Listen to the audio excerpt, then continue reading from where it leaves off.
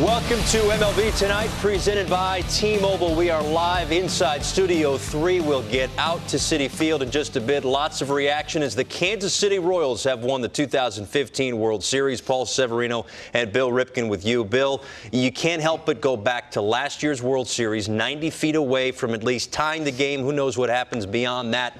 And this team, this Royals team, talked about redemption or unfinished business all year. They finished the business tonight. It seemed like they had a little chip on their shoulder the entire season, and they went out there and took care of business. I love the fact that when you're looking at the idea of them winning 2 games at home like they did the first 2, coming back into New York, thinking the mindset was, let's not go back to Kansas City. We're not trying to slight our fan base.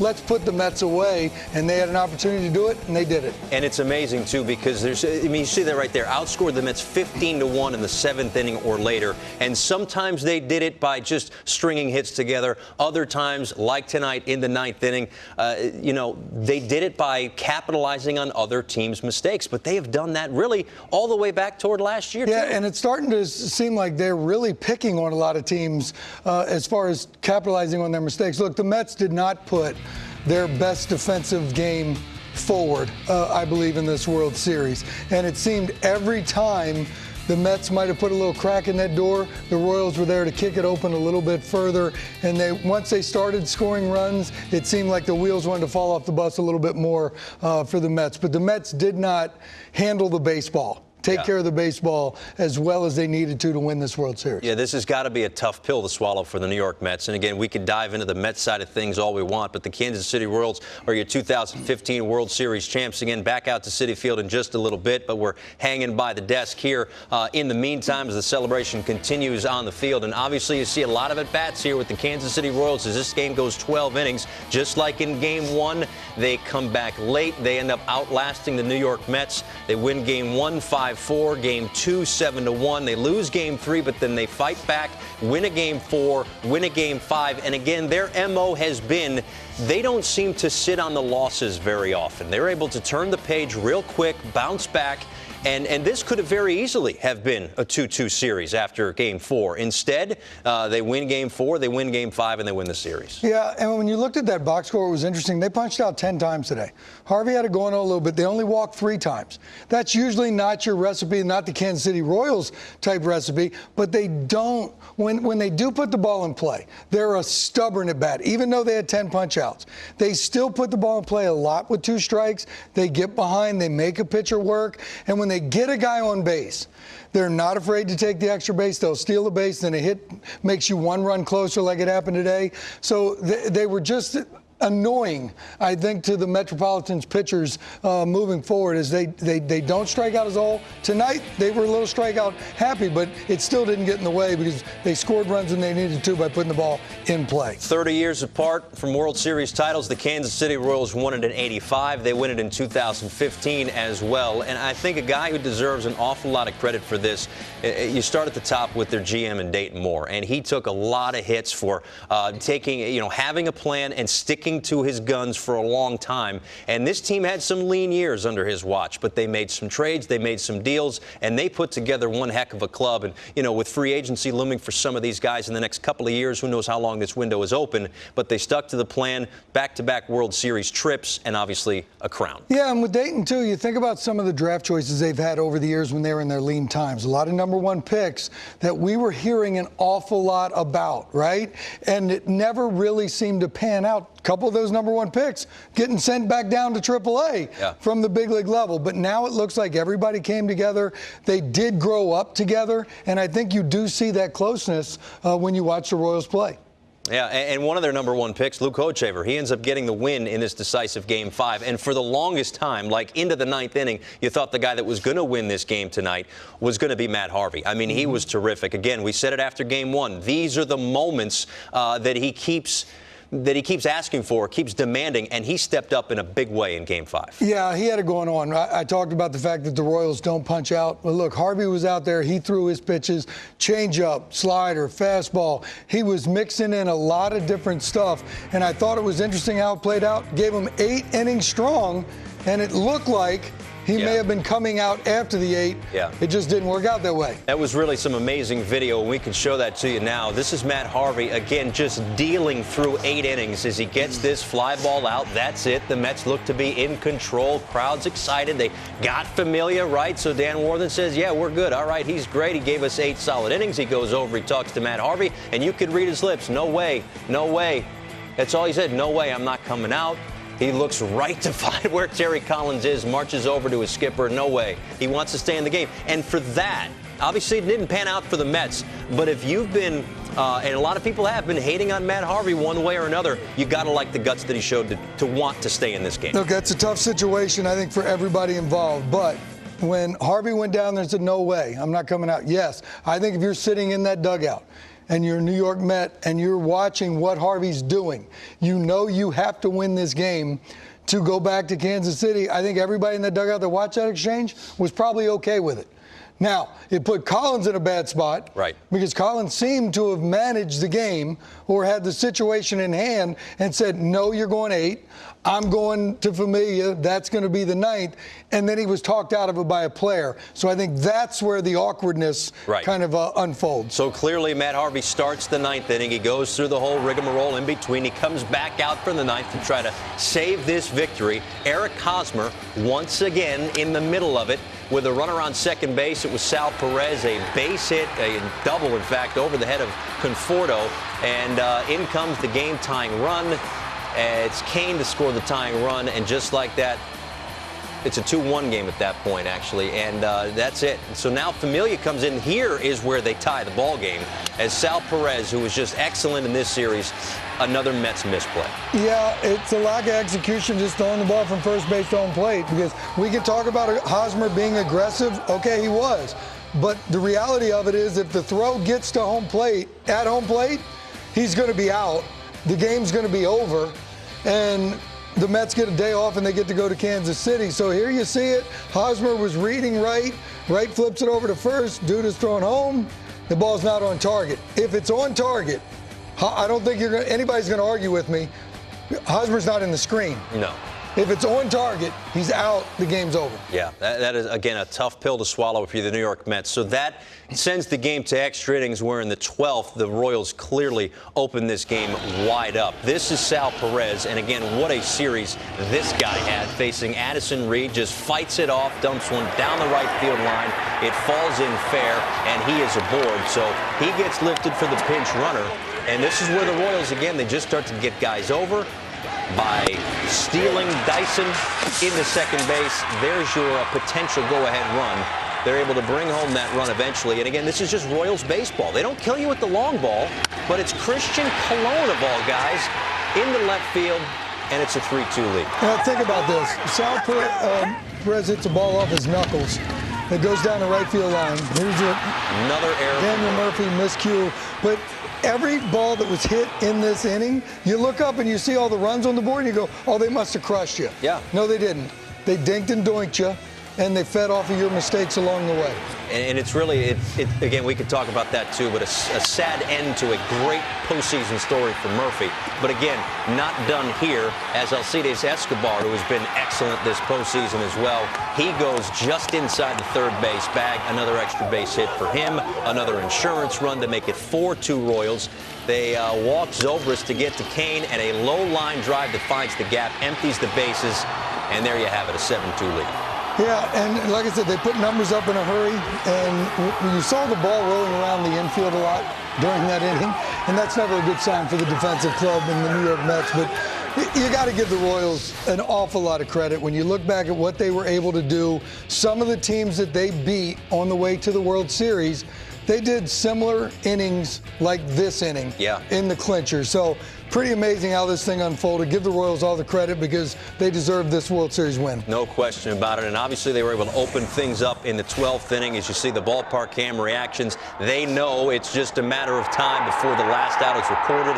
And there it is. That does it. The Kansas City Royals are 2015 World Series champions. They empty out of the dugouts, the bullpen, and celebrate. Heidi Watney caught up with Lorenzo Cain a few moments ago. Lorenzo, unfinished business from last year. You guys get it done. What is this like right now? Amazing. I'm lost for words. definitely doesn't get any better than this. That's what we set out to do, and we accomplished it.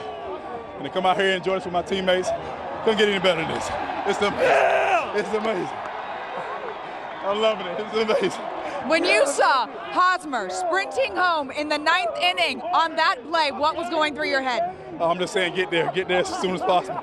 I feel like if we tie the game up, there's a good chance of us winning it. So that's what we do. We're the comeback kids. This team has a never-die attitude, but you enter the 9th inning, and you were down by 2 runs, and Matt Harvey was dealing.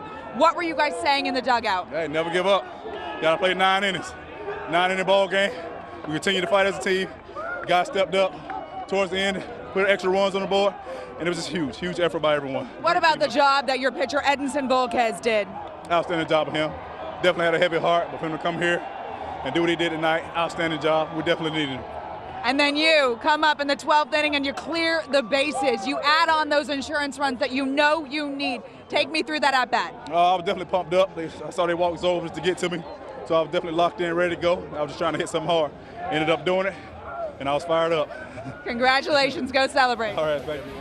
Yeah, fired up for good reason. Lorenzo Cain comes up, drives home 3 big insurance runs, and now 19 RBIs. He is 3rd on the Royals franchise list of postseason RBIs. Now let's head back to Citi Field. Terry Collins sitting down to meet with the media. Somebody must have a question here. Okay, Phil, right here on the left aisle. Terry, the TV kind of showed Matt Harvey in between the innings before the 9th going, no way, no way. What was your side of that discussion and just kind of your thoughts on that decision there? Well, I told him that, we were going to go, that was enough, and he just came over and he said, I want this game. I want it bad. You got to leave me in. And I said, Matty, you've got us exactly where we wanted to get you. And he said, I want this game. In the worst way. And so obviously I let my heart get in the way of my gut, and I love my players and I trust them. And so I said, go get them out. And he went out, and the leadoff walk started it off, but if you're going to let him just face one guy, you shouldn't have sent him out there. So when the double hit, then that's when I said, well, we got to see if we can get out of this with only 1 run, and didn't work. So it was my fault. Next question for back here on the right. And Terry, obviously it's in the immediate aftermath of the loss, but can you reflect on the season and some of the accomplishments? Oh, absolutely. They're a tremendous year. I just told the players, I've done this for a long, long time, and this is the most fun I've ever had. In all the years, a tremendous season, all you had to deal with, but tremendous guys to be around. Great experience. I'm very, very proud of them. As you guys know, last March or last June, no one would ever said we were going to be sitting where we are today. And I congratulate the Royals. They played absolutely great. Ned's done a tremendous job. He deserves a lot of credit, and they've done a great job in their organization. We just we couldn't get it done, and we're hoping to get another chance at it. And all the way to the far left, Joel. Terry, 2 things on the decision in the 9th. Was the crowd any factor? Like the thought is, if you don't send Harvey out, you're going to kind of drain some of the life and energy out of the ballpark. And So, to start out, just to answer that part of the question, I try not to let the crowd influence me. What I want is the players. And when you looked in this kid's eyes when he came off that inning, and he's been through a tough summer. He's been beaten down, and I just trusted him, and I said, "You got it. You've earned this, so go get him." And it's my fault. It's not his. That's who he is. I know better than that. I know that he wants the ball. He never wants to come out. And he was pitching good. He was throwing the ball great, but. We got in the spot where we wanted to get to, and we talked about it all day yesterday and all day today. But this is my fault. And right here on the right again. Terry, after I'm guessing scouting guys like Eric Hosmer or Mike Moustakas, how hard is it when a guy like Christian Colon, who hasn't had a single at bat in the postseason, comes up with a huge hit like that? Well, I will tell you, the one thing somebody's got to come through, and you almost get yourself in a situation where, hey, look, if you're going to face somebody, that's one guy you want to face. Somebody who hasn't played much. It doesn't make it feel any better if Eric Hosmer gets the hit because he's one of the best players in baseball. So it is what it is. We just didn't we didn't do much offensively. And so had we been able to do a little bit more, we wouldn't have had to get to that point. And right here to the left, Kevin. Terry, on the defensive side of the ball, was it their pressure, the way they played the game, put more pressure on your defense and some of the defensive mistakes you made throughout the season? Kevin, at the big leagues, I think at the major league level, certainly you shouldn't be intimidated by the fact that they have speed. We know that. We've played teams that have speed before. But the game speeds up, and when they are certainly very dangerous, and you got to be cautious of them. Does it wear on the pitcher a little bit? It might. Knowing you got Dyson sitting in second base, who's, you're just waiting for him to go to third. So, all right, does it take your concentration off the hitter a little bit? Maybe. Shouldn't, but certainly human nature said it could. So, but again, we should have not been in those situations. We should have got some runs earlier. And all the way. It's certainly not the ending that the Mets wanted, but maybe also not an ending that anyone expected midway through this season. Their first World Series since 2000, and not a lot of people had them getting anywhere close to the postseason before the trade deadline. So the Mets fall to the Royals in 5 games. The Kansas City Royals, your 2015 World Series champions. Lots and lots of reaction from Citi Field coming up after the break as MLB Tonight rolls on. MLB Tonight is presented by T-Mobile. 2 times the LTE coverage across the U.S. in the last year. See for yourself at T-Mobile.com/coverage.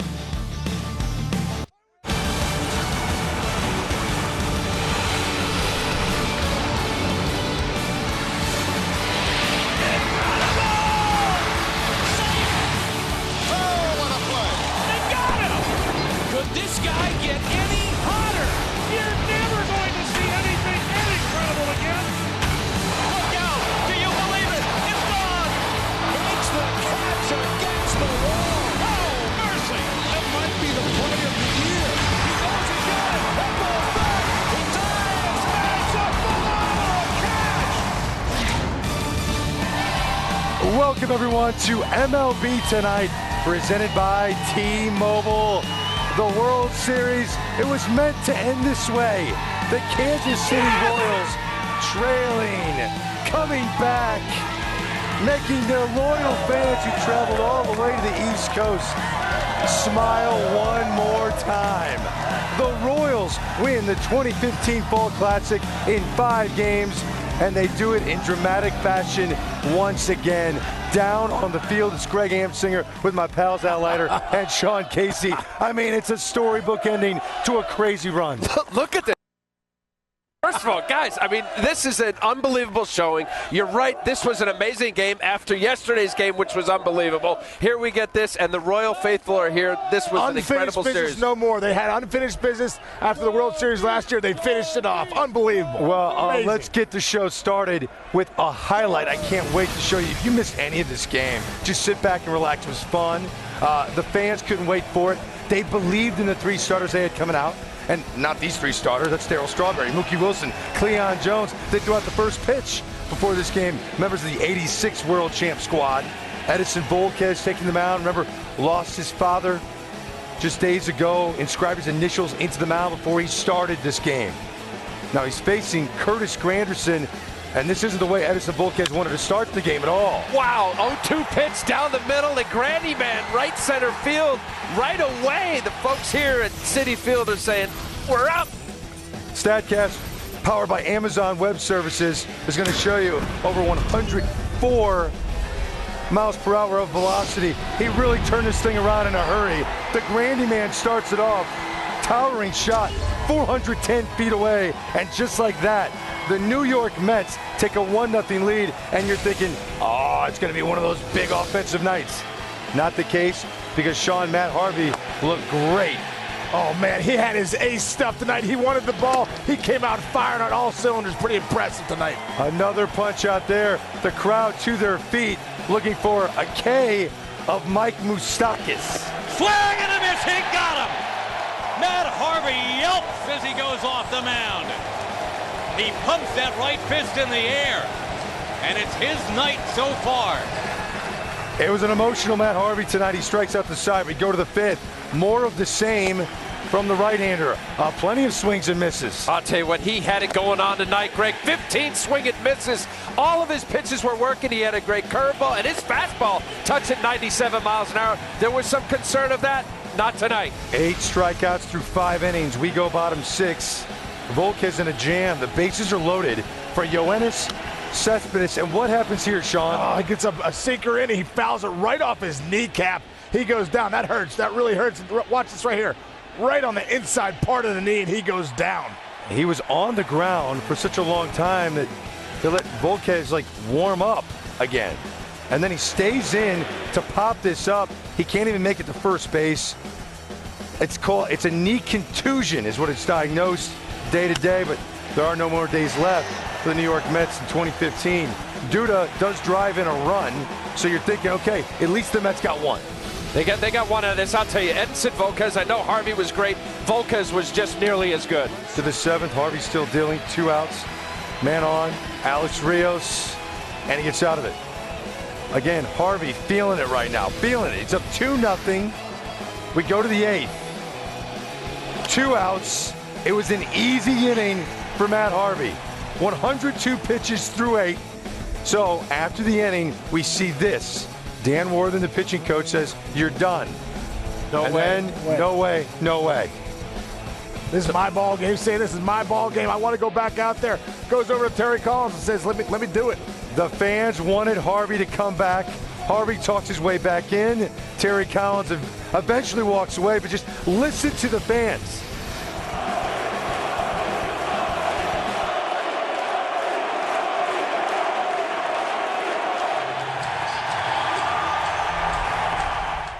Oh, and he was feeding off the emotion, wasn't he, Sean? Oh, yeah, look at him come out fired up. This place was rocking when he came out for the 9th. Too much emotion, maybe? Leadoff walk. Now you have Familia up in the bullpen. Terry Collins decides, I'm sticking with him. Next batter, Eric Hosmer. Why is he always in the middle of this stuff? There goes Kane. It's not even close. It's not even close. So the next pitch to Hosmer. Oh, what a piece of hitting. Man, this guy can flat out hit. You put a base runner on base, and Hosmer's going to find a way to cash him in. It's unbelievable what he's been doing this postseason. Tying run in scoring position. Terry Collins can't believe it. Kicking himself. You can see that. I imagine there's some second guessing going in his own mind. Gave his shot for Matt Harvey to finish it. Couldn't get it done. So Moustakas at the plate. One thing he won't do is strike out. A productive out. Tying run at third base. The next batter is Sal Perez with 1 out, and then this happens. Broken back. Cut off by right. Out, throw home. Wild tie game. Unbelievable base running by Eric Hosmer has tied it.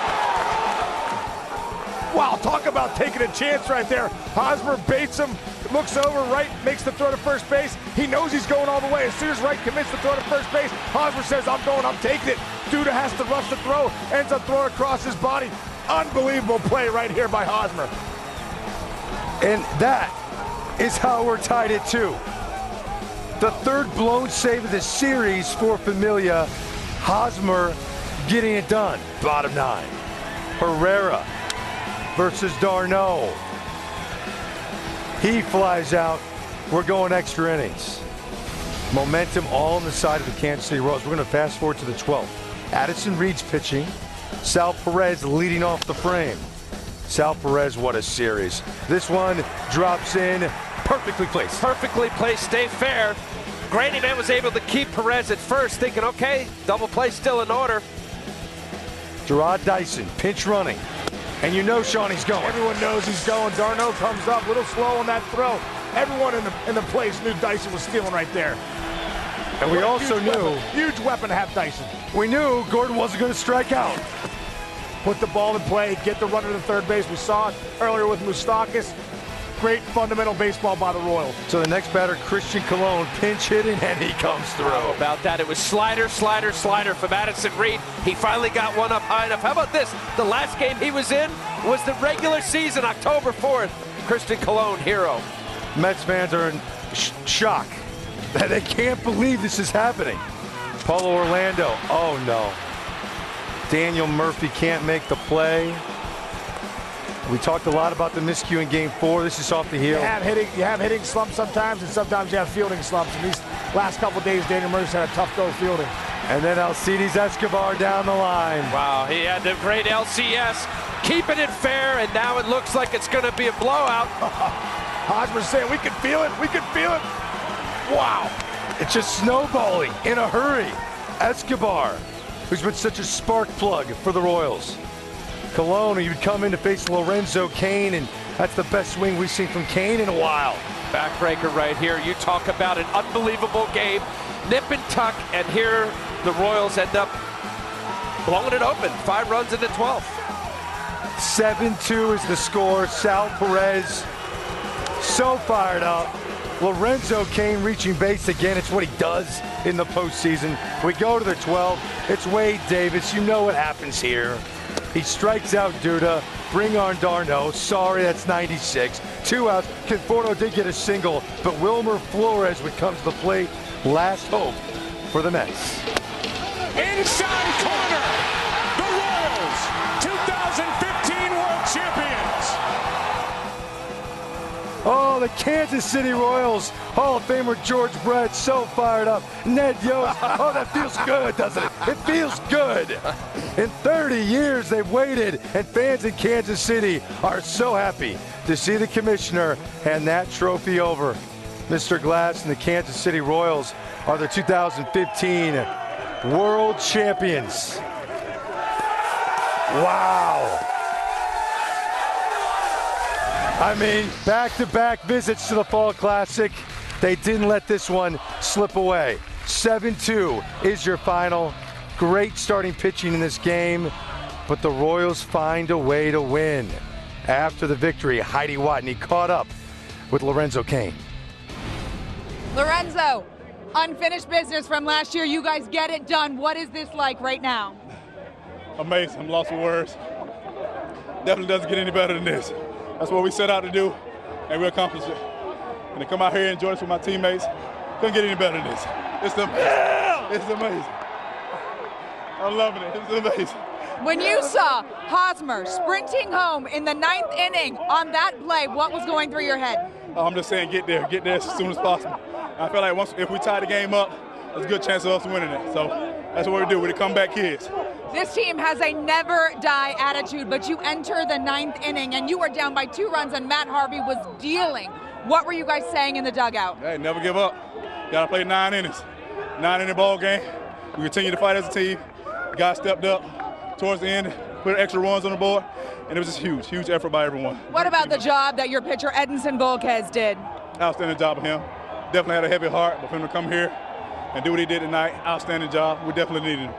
And then you come up in the 12th inning and you clear the bases. You add on those insurance runs that you know you need. Take me through that at bat. I was definitely pumped up. I saw they walk overs to get to me, so I was definitely locked in, ready to go. I was just trying to hit something hard.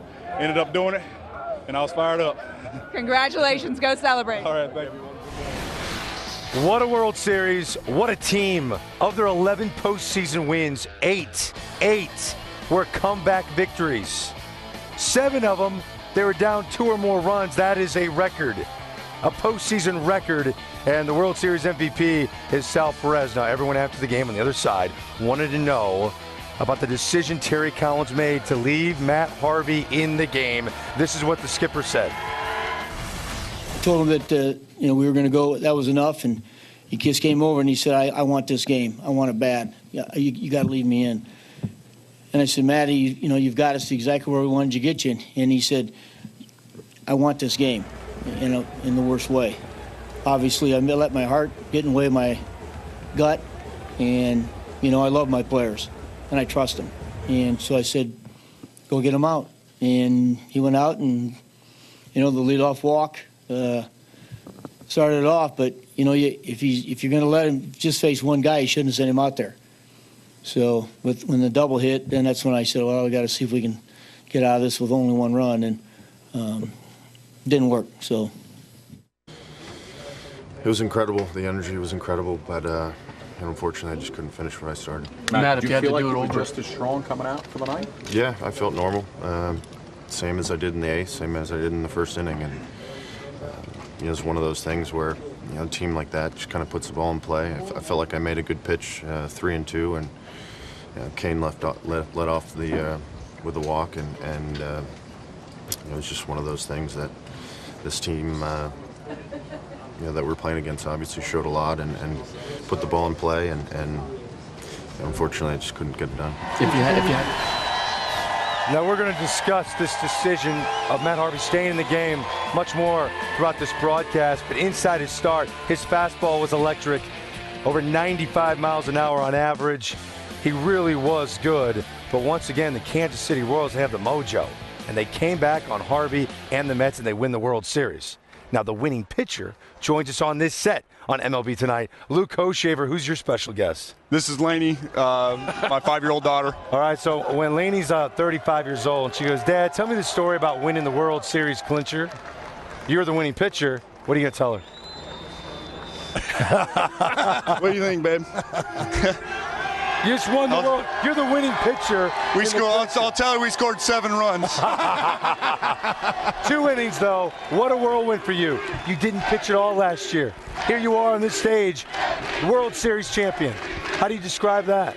You know, I'm just so thankful for the opportunity, and I'm thankful for my health to have the opportunity to be back. You know, I understand where that comes from, and you know, I'm thankful to God and just giving me the opportunity to play on this great team. Your bullpen arms, and we've talked to Ned Yost about there's a selflessness to it all. When Holland went down, it seemed like who was going to fit where, and you've had a heck of a season, postseason. I don't even think you gave up an earned run. No. How does that play out when you guys sit down there? Who's the 7th? Who's the 8th? It doesn't matter to you guys. You come out and get the job done. That's what I think makes us so good is there's no selfishness down there. There are no egos, and it doesn't matter the situation. It doesn't matter who's taking the ball in what inning or whatever. You know, guys just answer the bell when it rings, and you know, that's what makes us good, I guess. At the beginning of the season, you guys had talked about getting back to the World Series, that you expected to be here. What does it feel like for you guys now to have finished it off? It feels nice. You can talk about a lot of things, but to go out and do it, you know, that's what you set out for, and when you accomplish it, that feels really nice. You know, some guys win a World Series MVP because they got hot at the right time.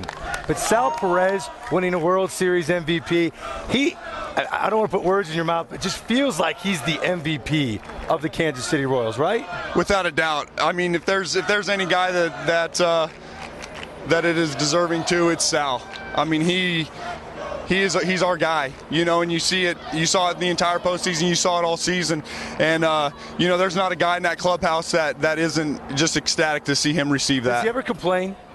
No. Does he ever complain? No, he doesn't. Does he ever not smile?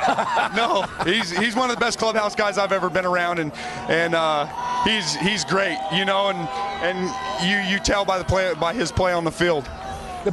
I'm sorry. Go, Sean. The back end of the pen is so good, but Wade Davis these last couple of years has been unbelievable. Just tell us about him a little bit. He's the best reliever in the game. You know, and questionably probably the best pitcher in the game. He's phenomenal, you know, and I've told a lot of people that.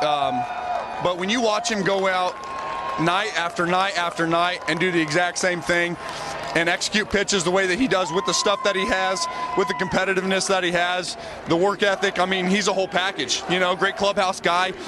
I mean, he's the best in the game for me. Luke, you've been through several lean years of the Kansas City Royal franchise, and we've been on here for 7 years. This support right here in a visiting stadium, I haven't seen it.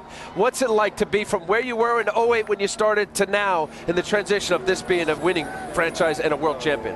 I mean, it's awesome, you know, and the reason being is because of Dayton Moore.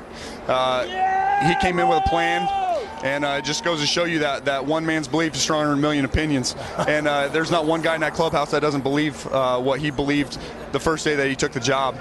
And we knew we had a great fan base. and the problem was we just weren't giving them anything to cheer for. And we talk about it in the clubhouse, and now that we have the opportunity to give them something to cheer for, it really feels good. That's awesome. Congrats, Game man. 5 Congrats. winner, World Series champion Luke Hochshaver. That sounds good, doesn't it? Yeah, real nice. All right, go enjoy it. Yeah, have fun, man. Again, Luke Hochshaver, the winning pitcher in this Game 5. When we come back on MLB Tonight, please don't go anywhere. Yeah. We are just getting started. Much more on this moment. Terry Collins going against his gut and letting Harvey stay in the game. And, of course, we're going to talk to the Kansas City Royals, who just won the World Series. We're back after this. MLB Tonight is presented by T-Mobile. 2 times the LTE coverage across the U.S. in the last year. See for yourself at T-Mobile.com/coverage. Welcome back to MLB Tonight, presented by T-Mobile. You know, over half these guys on the World Series roster weren't even born in 1985. And now they're walking around with a World Series championship trophy, and the fans that are here, and I'm not kidding, thousands of Royals fans are still here at Citi Field to savor this moment. We're enjoying this moment on MLB Tonight with Ben Zobrist, the Royals second baseman. Ben, who are you here with, a bodyguard? Yeah, this is my bodyguard. This is my son, Zion.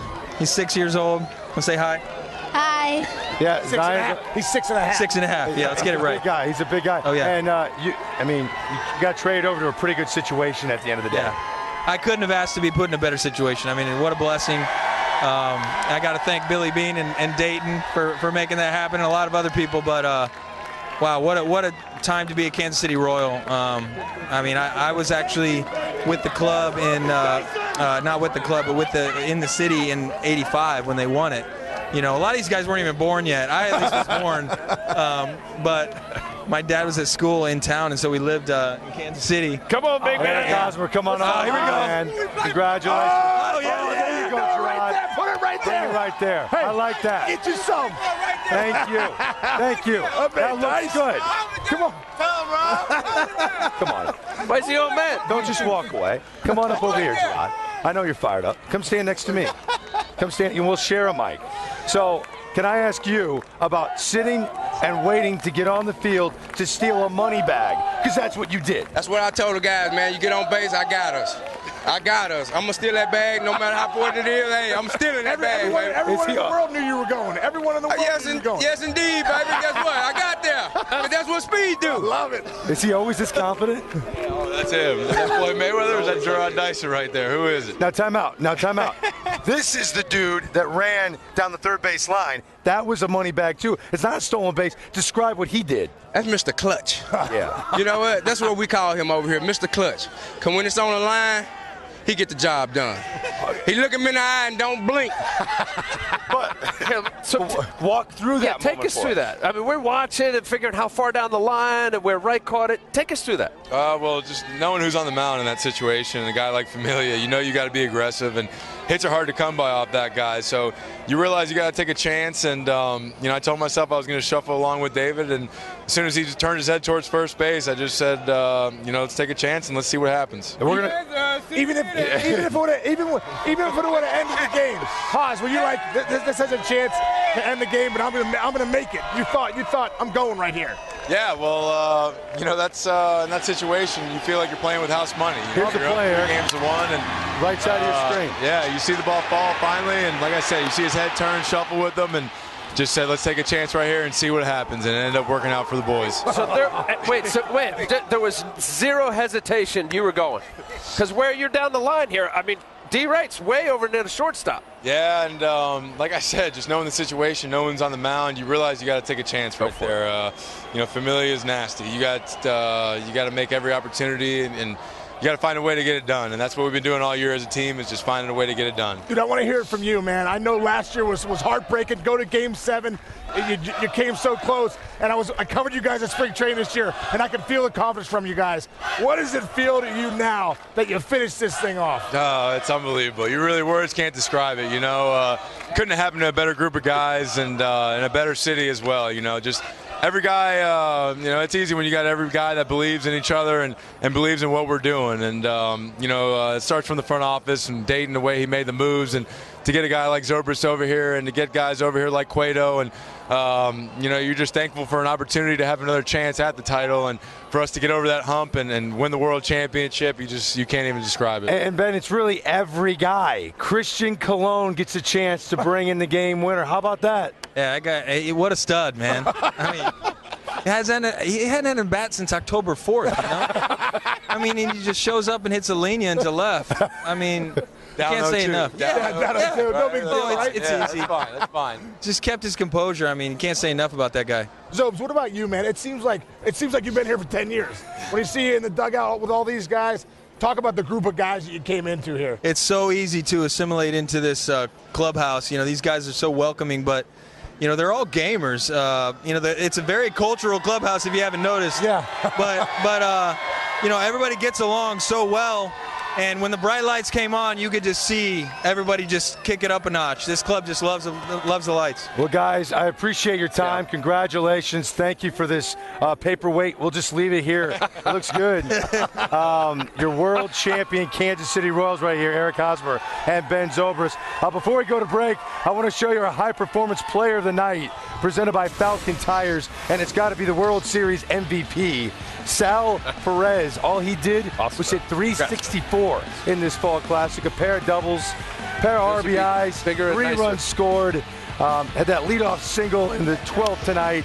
Congrats, man. Of course, so valuable behind the plate as well. He's the 7th catcher to win World Series MVP, and Brett Saberhagen did it 30 years ago on the mound. Congrats, man. Sal Perez behind the plate in 2015. We come back to Citi Field. Oh, Ned Yost, what a great reaction. Oh, what a priceless reaction from a big league skipper. And the fans of Kansas City, they're so happy. We're back right after this. Right? High Performance Player of the Night is presented by Falcon Tires on the Pulse. Welcome back to MLB Tonight. Not bad for Sal Perez, huh? Brand new Chevy Camaro. Posing on the car right now. Sal Perez, our ballpark cam image. Actually, at the moment, the World Series MVP and his manager on the set with us. Congratulations to both of you, Sal Perez and Ned Yost. You're the World Series MVP. You're banged up, right? Lots of bruises everywhere. Are you feeling any pain at the moment? Not right now. No. All the pain's going right now. We go see tomorrow when I wake up. Now, you had a great series with the bat. You swung the bat, and I remember before the World Series you said, everyone asked about last year, what would you do differently? You'd be like, I'd be a little more patient. More patient. And that did it work? Yeah, that worked a lot. You thought about that in every at-bat? Almost every at-bat. Oh, yeah. He's right. Almost every at-bat. You're right, Skip. Take us through Edinson Volquez losing his father, heavy hearts, you know, playing through that. I mean, he pitched a great ball game. As soon as I see him yesterday, I talked to him a little bit, and I tell him, like, how does he feel? And he told me, I just want a piece. I just want a piece. I want to compete. I want to make people happy. And that's what he do tonight. He just coming today, aggressive. You guys see what he do. And he got not the win, but he plays pretty good game. Ned, talk about this team. You said all year long, we expect to be back in the World Series, and we expect to win it. Right. Talk about those guys in there and the heart they showed coming back and all year long. Well, they're just a special group. You know, their character just showed day in and day out. Their desire to win showed day in and day out. You know, when I got to spring training after losing Game 7, I saw the hurt in their eyes. You know, and I went home, and it took me a long, long time to try to get over it. And I kept thinking, well, you know, in a week or 2 or 3, I'm going to be really happy with what we accomplished. But, you know, I came to find out I was really proud of what we accomplished, but I wasn't satisfied with what we accomplished. And when I got to spring training the first day and looked at Sal and looked at Haas and looked at Moose and all these guys, they felt the exact same way. So it just seemed like from day one of spring training, when we started drills, and you know, Sean, how spring training goes, you go through those lulls. We never had a lull. They never lost focus. We'd do a drill, and then instead of just doing a drill, they'd take it a step farther and a step farther and go, wait, boys, take it easy. No, we can't go back to the World Series doing it this way. We got to do it this way. So there was never a doubt in their mind from the first day to the last day that we weren't going to get to the World Series and we weren't going to win it this time. Ned, there are teams that play to win, and then there's teams that aren't afraid to lose. Right. And watching Hosmer and the play that he had in the ninth there, Familia's tough to hit. The little nubber in front of D. Wright. To be as aggressive as he was, that could have ended this World Series game going back to Kansas City. Sure. No, but tell us about, like, what do you do to enable these guys to have fun and be what they have? I give them the freedom to play the game. I mean, like their hair's on fire. I want them to play every single day like they're 12 years old. Yeah. Remember when we were 12 and we played and we just had fun and went out? I want them to be totally fearless. I don't want them to be afraid of making a mistake, because if you make a mistake, you'll never be all that you can be. Yes. So, I encourage them to go out and play aggressive. I encourage them to try to take chances. I encourage them to be themselves. Yeah. And it's worked great for us. Sal just encouraged me and our TV truck to roll a clip of a Gatorade bath. I'm not kidding. I had to go ahead. I ran for right here, right here. He just whispered it in my ear. All right, so here it is. And I ran. He's like, no. Come on, Skip. Come on, Skip. Come on, Skip. That was a good one. That was really good. Good one, Skip. Ned, you just let it happen. I had to. I knew that he was not, the way that he plays on the field, he never quits. He was not going to quit. He was going to follow me all over this place. So I just surrendered and let him do it. He's the MVP of the World Series, but really speak to the value of having this guy on your team. Well, it does, and I'm so proud for him. When he finished his year in A-ball, I told Dayton, I want this kid in the big leagues. And Dayton said, no, we can't bring him yet. We got to send him to Double-A. And I said, no, he's ready. Let's bring him now. Right? I've loved this kid from the minute that I saw him. Because I just knew he was going to be special. I knew he was going to be an all-star. I knew he was going to be a Gold Glover. I knew he was going to be a World Series champion. And from the time he was in A-ball, I was talking to Dayton, please, let me have him, let me have him, let me have him. Thank you, Skip. Hey, Skip, I don't know that. Give him a hug, man. I don't know that tonight. That's nice. Ned, Sal, congratulations. Yeah. Thank you. Thank you. Congratulations. Thank you. World Series champions and MVP for you. Enjoy the Camaro. All right? Your father, Again, much more coverage of the Fall Classic. That is complete. Congrats, man. Congrats. The Royals win it in 5. And even though they won this in 5, it's not like this was a laugher. Every night it felt like a nail-biter. They came back again. World MLB Series tonight, champs. City Field rolls on after this.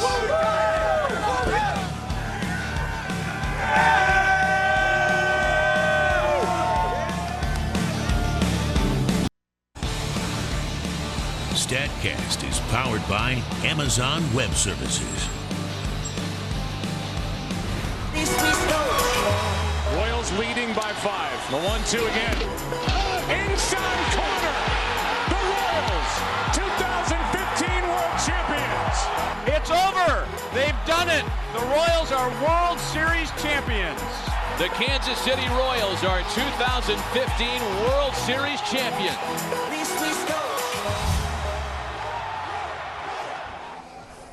The Kansas City Royals are your World Series champions. They come from behind to win a game that the box score will say in extra innings wasn't close, but 7-2 the final. It snowballed in a hurry. What a moment this is. The guy in the back, Chris Young, was about to do an interview with us. Like, I'm going to miss the team photo. Yeah, get out of here. So we're going to talk to many more members of the Kansas City Royals. On the other side of this, it's Greg, Al, and Sean with you. The New York Mets lose, and there was a moment in this game that people are going to be talking about for a long time. Matt Harvey talking his way to stay in the game and pitch in the 9th, and it did not work out. This is what Harvey said following Game 5. I think there's a lot of fingers you can point at, but I wanted the ball, and in that situation I did everything I could to go back out there, and in a perfect world it would have been a lot different, but that's kind of how it played out. I wanted the ball. He obviously wanted to go to Familia there, but the way the game was going and the way I felt like I wanted to control the game and go back out there for the 9th. Hey, guys. We've got youngsters coming back up, friends and children of Chris Young. Come on, Chris, you get your picture. How'd the picture go? Yeah, we're gonna talk about Matt Harvey in a moment. I do promise you that. But Chris, come on, get in there. First off, can you Who do we have with us? We have my daughter Kate here, my youngest son Grant, and a close family friend Henry. All right, Henry. It's great to have him up on the stage here. And, you know, March 7th, that was the day you signed with the Kansas City Royals. It took a while. You were out there for a while. The decision to come here has clearly paid off. What a journey. Unbelievable. I can't describe it. And really just so thankful to the Royals organization for believing in me, for giving me this opportunity, and to be part of such a special group of people. It's more than I could have ever asked for, and I'm so happy right now. You know, Chris, in a day and age that we're enamored with velocity, when you watch the pitchers and the great arms that we've seen here, you're a guy that doesn't throw the 95. You're American League Comeback Player of the Year last year. We saw what you did in the postseason. Tell us how you navigate through lineups at a guy that sits at 88, 90 miles an hour and pitches. The art of pitching. I love watching. It's coming from the heavens. Let's face it, it's coming from way up there. Look, to me, it's not about velocity. It's about conviction. It's about the the inner belief, the brains, the heart, the guts, and you can't quantify that stuff. When I'm out there, I believe in myself, and I hope my teammates believe in me too. And as long as I feel like I have that, I feel like I can be successful. Can you talk a little bit about the start, about Edinson Volquez's start tonight? After what had happened with his father, emotions were high.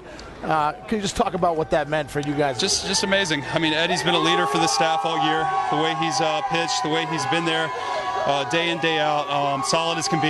And then to go through what he went through this past week, I know from personal experience how hard it is. And he had to come back and pitch in the World Series. And I had no doubt we would win this game. I didn't know how it would happen, but with Eddie out on the mound, pitching for his dad, I just felt like it had to happen. We're also joined by Christian Cologne. Someone that's shy. Marley. Marley. 6. How are 6 you? and a half. Very cute. Hi. Very cute. Say hi. Hi. That was cool. That was cool. Man, can you believe this? Man, this is crazy. Going from just sitting there rooting on the guys, just staying out, with the whole squad, just making sure everybody's ready to go. Watch the at bat. Take us through the at bat. Take us through the AB. You see it on the right side. Yeah, I'm just looking at a pitch. First pitch was a fastball right there, but they wanted me to just kind of put one down, but then once I got down on the count, I just figured, hey, I have confidence in myself to go out there and get it done. So it's just worked out. Take us through your emotions right there. Were you able to calm down and just really live in the moment? Yeah, I just felt like, I can't make it any bigger than what it is. I haven't been out here in a little while, so just wanted to put the ball in play. I knew I had Dyson at third, and if I found any hole, he would probably get it done. So I was just trying to see the ball and put the ball in play. This looked like and was the most complete roster. And for somebody who hasn't played a lot, for you to stay ready and fresh, we had Ned Yost on, just the environment that's been created here. Talk about that. Oh, yeah. I mean, it's I think everybody, all the guys believe in each other, and, even Johnny Gomes being over here, just making sure that everybody, especially a guy like myself in the role that I was, just stay ready. And, talking to my dad and my family and everybody just to make sure that they knew, hey, the opportunity is going to come and you have to be ready for it. It's a hit you'll never forget, Christian Cologne. Never. I thought last year was great. None of us will. It's working out for you. World Series champions, Christian Cologne, Chris Young. Guys, thank you so much for the time. Continue your celebration. You deserve it. Thank you. Thanks, Game 5. Well Here done. Look at you guys. The Mets fall to the Kansas City Royals. Bye-bye. Bye-bye. Edinson Volquez, who started this game. Congrats, man. Congrats. Wade Davis, who ended Happy it. for you. The Royals Fishing are your man. 2015 champions of baseball. MLB Tonight. Get a winner. Back after this. Dude, I was checking out your stats. Like, you don't strike out a lot. And then struck out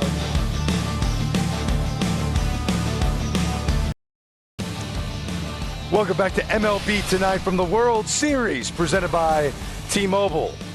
Well, every game has a story, and this became the story of Game 5.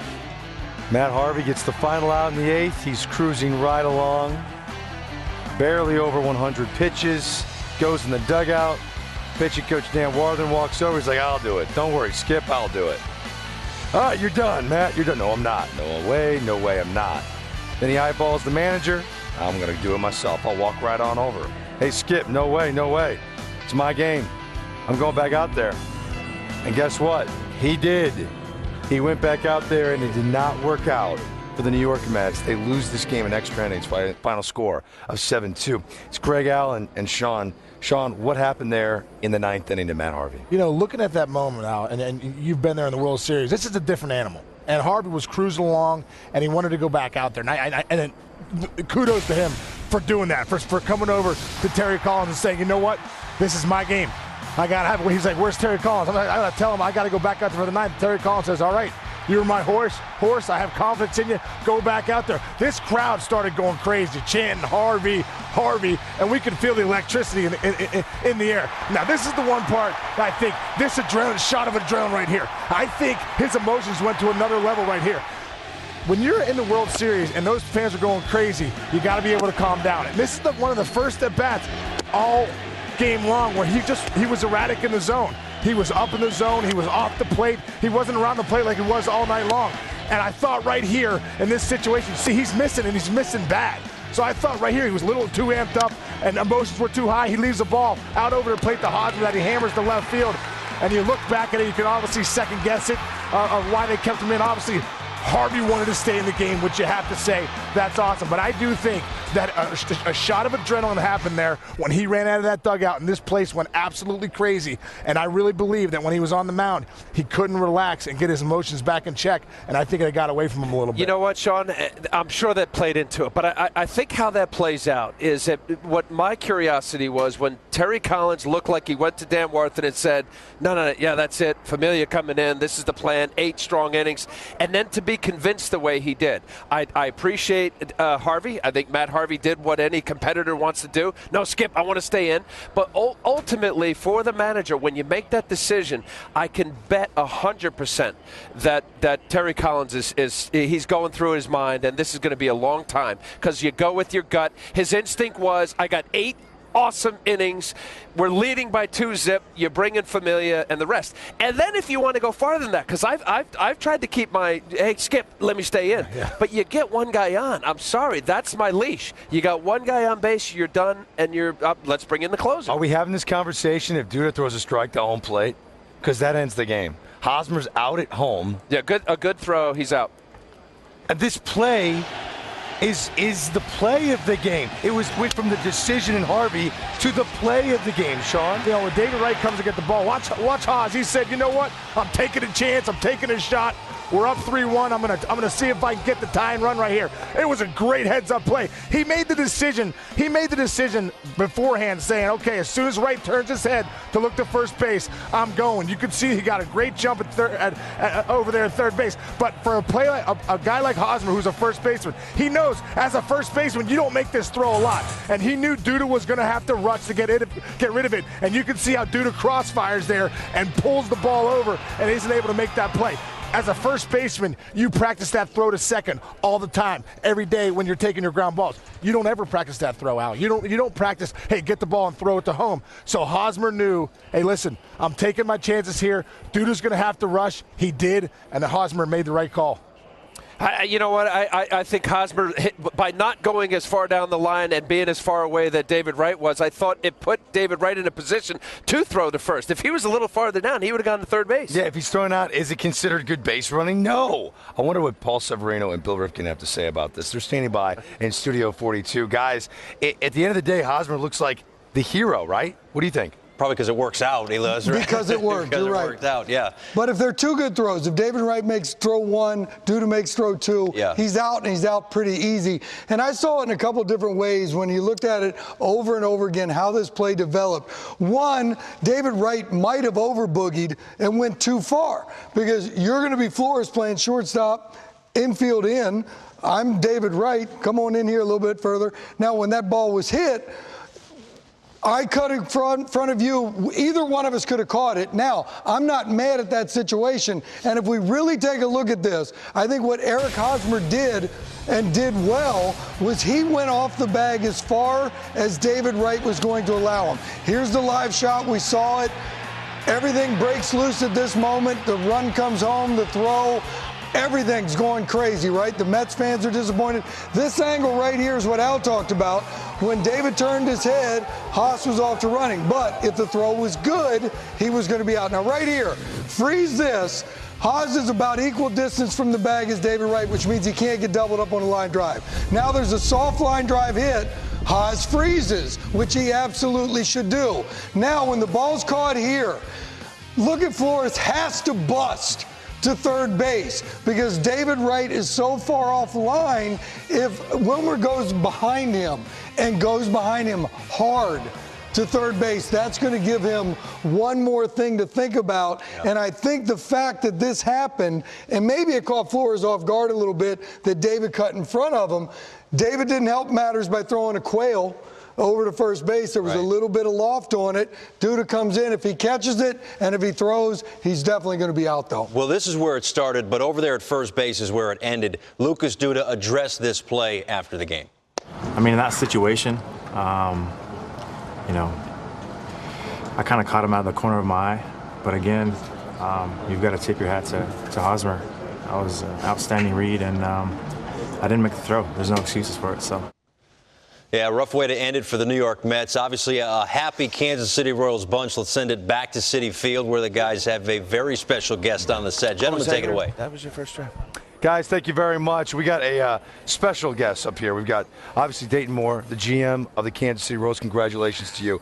And one of the great friends of our network. He's the Vice President of Broadcasting Communications for the Kansas City Royals, Mike Swanson. We call him Swanee, and we love you, man. Thanks, Greg. Well, we love working with you. I really do. It's and especially on a night like this. You wonder why the Royals are so accessible. It's because of this guy, right? Before we talk about your team and your roster you put together, no doubt. Can we give some love to Swanee? Well, Swanee does a tremendous job. I mean, he's bailed me out more than once, that's for sure. I've cried to him in the wee hours of the night and first thing in the morning. We've exchanged a few texts a few times. Yeah, I get some texts. He's talked me off the ledge a few times. I bet he has. We keep talking about how great these guys are. It's an easy group to work with, right, these players? Well, let me tell you something about this man to your left, to Al's right.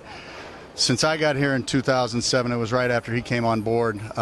It was very important to J.J. Piccolo, Lonnie Goldberg, all the guys in the system, that I go down and talk to the minor league players. And I've known the Mike Moustakases, Eric Hosmers, Greg Hollins, I mean, all the way through the system, Gerard Dyson, since they were in AA and A-ball. And I've had the opportunity to tell them. And I think the greatest compliment I received last year during the World Series was Haas and Moose came over and said, all that stuff you told us 4 or 5 years ago, it's all true. And it's happening. And then for them to be experienced in it and have the opportunity to be a part of this year and now win a World Series title, I mean, you feel like that proud uncle, father, however you want to be, separate from my own family. It's just I'm so proud of these guys, and it's such an honor to be a part of this franchise. Dayton, before we went on, complimenting you, and you said it's pretty simple. You care about people. You start with caring about people. Why does that sound so simple? Well, it is. I mean, that's how you have to build your team. I mean, from our scouts, our development people, just got to care about the players. And, what we've tried to do is create an organization we'd want our own sons and family to be a part of. So the scouts we hire, would we want that scout sitting around our dinner table talking to us about joining the Royals? Would we want this coach, this instructor, this manager working with our sons? I mean, that's as simple as it is. And, it's naturally these guys want to play baseball, and you gotta just do your best to set the example and keep them in the guardrails and just go out and have fun and play, and that's what they do.